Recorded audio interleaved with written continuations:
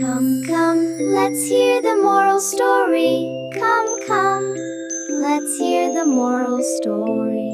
All right, let's talk about a classic story. It's all about vanity, fear, and a truth that's so ridiculously simple, only a kid could see it. We're going to dive into the tale of an emperor and his, well, let's just call it a very unique sense of style. So our story, like all the best ones, kicks off a long, long time ago. And right at the center of it all is an emperor who was, to put it lightly, very, very into fashion. But this wasn't just a hobby. His love for fashion was a full-blown obsession. I mean, a complete one-track mind that left zero room for anything else. And when I say anything else, I really mean it. Just think about all the big things an emperor is supposed to do, right? Running the kingdom, dealing with armies, foreign policy. He couldn't care less. He wasn't even interested in cake. All of it was just getting in the way of his one true love. That's it, clothes. If you were ever trying to find this emperor, you wouldn't find him on the throne or in some stuffy council meeting. Oh no, you'd find him in his dressing room. And his collection was something else. He had morning clothes, evening clothes, special outfits just for rainy days, and my personal favorite, clothes designed specifically to make him look super busy and important when he was doing absolutely nothing. It was quite the setup. So into this whole fashion-obsessed world, two very sneaky tailors show up.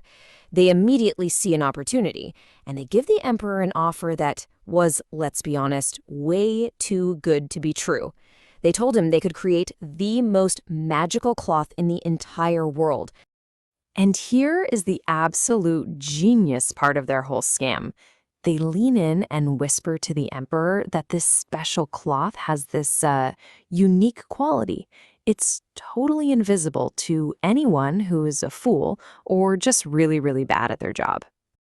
And see, that's the brilliance of their pitch.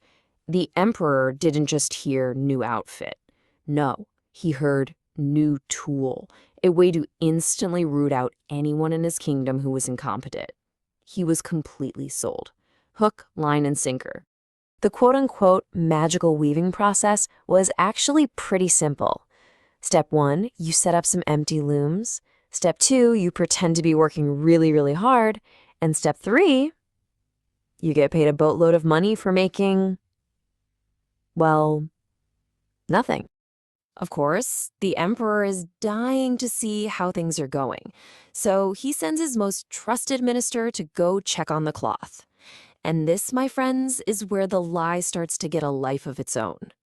So the minister walks in. He looks at these empty looms and he sees nothing.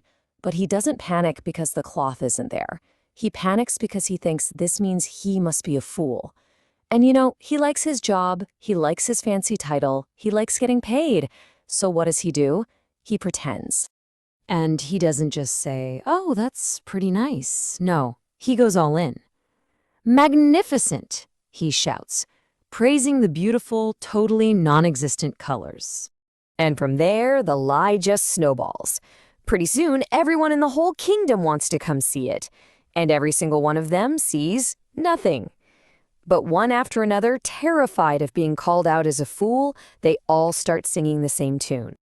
I mean, you can just picture it, can't you?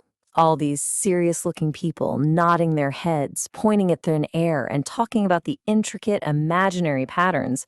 Nobody wants to be the one person who admits they don't get it.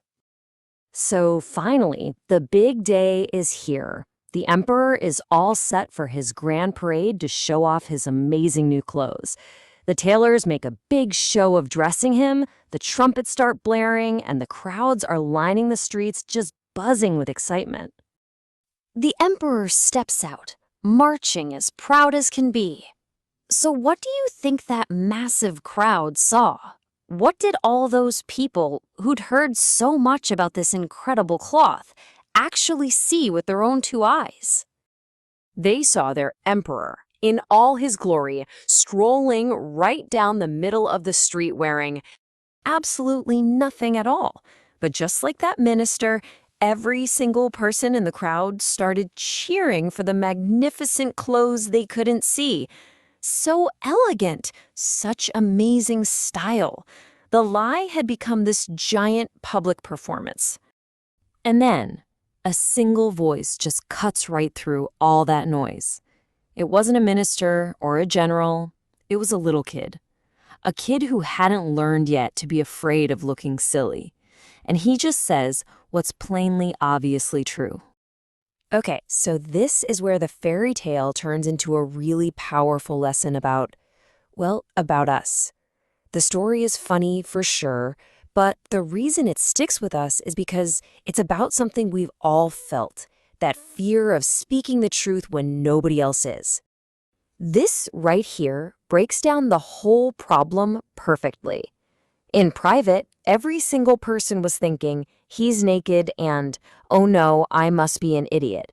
But out loud, publicly, they all said the complete opposite.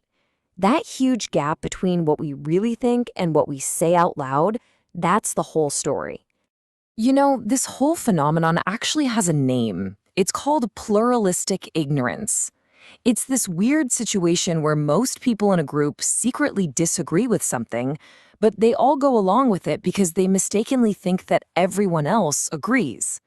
Basically, you have a whole crowd of people conforming to a belief that nobody actually holds. So, what's the big takeaway from all this? First, the fear of what other people will think is incredibly powerful. It can make us keep our mouths shut. Second, this shared illusion is actually super fragile. It often just takes one person speaking up to shatter it. And finally, never ever underestimate how much we all want to just fit in. And that leaves us with a final thought to chew on. In our own lives, at work, in meetings, with our friends, we all see things that nobody is talking about. The question isn't just about the emperor. It's really about us. When is it your turn to be that honest kid in the crowd?